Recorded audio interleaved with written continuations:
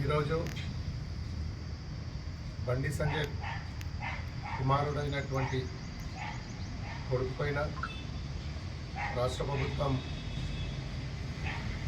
నిర్లక్ష్యం చేస్తూ ఆయనను కాపాడాలని ప్రయత్నం చేస్తుంది. ఇది సిగ్గుచేటు.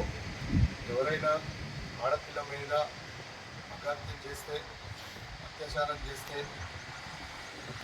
సామాన్య ప్రజలకు వెంటనే స్పందించి అధికారులు అరెస్ట్ చేసి ఫోక్స్ కేసు పెట్టడం జరుగుతుంది.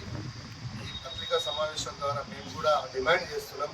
టీఆర్ఎస్ తరఫు నుంచి బండి సంజయ్ కుమారుడి పైన ఫోక్స్ కేసు పెట్టి వెంటనే అరెస్ట్ చేయాలా, అతనికి జైలు శిక్ష విధించేటట్టు మైనర్ బాలిక పైన ఫోక్స్ కేసు పెట్టడం జరిగింది.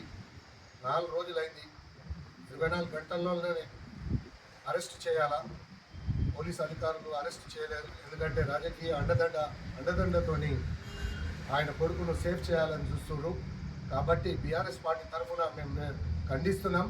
దాన్ని వెంటనే అరెస్ట్ చేయకపోతే దీని పరిణామాలు తీవ్రంగా ఉంటాయని మేము రాష్ట్ర ప్రభుత్వాన్ని, అధికారులను హెచ్చరిస్తూ మేము ఈ పత్రికా సమావేశం ద్వారా మేము ఒకవేళ అతి త్వరలో అరెస్ట్ చేయకపోతే ఇంకా పెద్ద ఎత్తున ఆందోళన చేపడతామని ఈ పత్రికా సమావేశం ద్వారా తెలుపుతున్నాం.